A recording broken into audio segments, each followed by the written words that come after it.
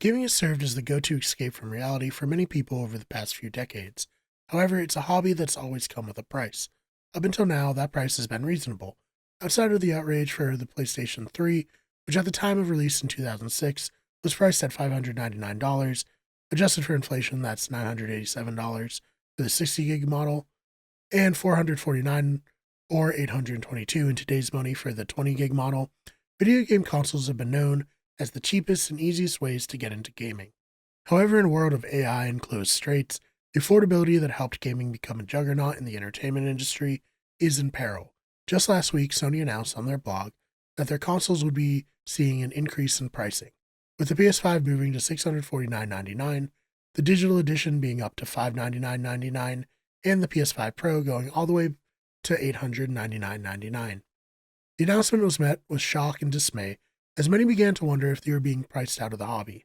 In the past, when consoles have been out for a while, they would reduce in pricing in an attempt to get players who were more budget conscious or players who chose the opposing console first and now are looking to get in on the other side of things.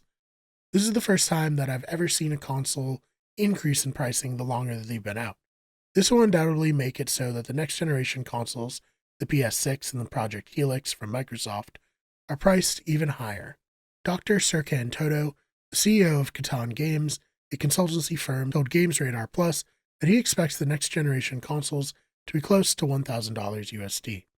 Quote, I think $999, at least for one variant of the PS6, is not impossible. Perhaps more damning was NYU professor and industry researcher Yus Van Druen's take on the future of console gaming, when he said, quote, the relentless effort by the U.S. administration to disrupt the global economy is backfiring exactly as expected. Already in 2026, the console manufacturers signal that any tariffs would have a major impact on pricing. The costs for DRAM and NAND have surged 80 to 90% since the start of 2026. We're quickly moving towards a world in which $1,000 consoles will be the norm, and console gaming will become a luxury expenditure. The GamesRadar article above has more quotes and is well worth your time, but I chose these two quotes in particular as they reflect that the industry is morphing into a rich person only space. No longer will consoles be something that the majority of gamers are able to afford. This will push players to either embrace cheaper alternatives like lower powered gaming laptops, streaming, hanging on to the console that they already have, or just exiting the hobby altogether. Game developers have to be looking at this situation and realizing that it makes no sense to focus on the next generation of consoles when so many gamers are probably going to just stay put. This is a trend that we've already seen, as many players were unwilling to move off of the PlayStation 4.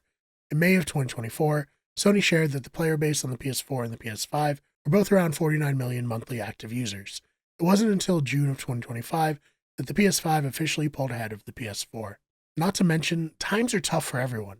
People are either looking for work or living in constant fear that they could be laid off and replaced by artificial intelligence. Grocery and gas prices are also surging, and relief seems like a pipe dream. Video games are a hobby, first and foremost. When people are tightening their belts, they're going to cut out hobbies before the necessities. As such, I believe that the current generation will continue on for years to come, and that could really be a killing blow for Microsoft and the games industry, as they have struggled for 2 consecutive generations. If the trend continues this way, and gaming becomes a rich person hobby, then even Sony will be in trouble. It's just disappointing to see the industry go this direction. I think if you're like me, you really love gaming, you love the community around it. I've met so many people through my love of gaming, and I've been, making this channel for the last few years where I just discuss my opinions and my love of gaming. And if it becomes a rich person only hobby, I don't really know what people are going to do. I guess lower powered things will become what people make games for. I can see the indie industry really capitalizing on this, as their games tend to be more about the game itself, less about the graphics. But I'd love to hear from you and what your thoughts are. Do you think that these price changes are going to price people out as badly as I do? Would you be willing to spend $1,000 on a next-gen console? Let me know in the comments.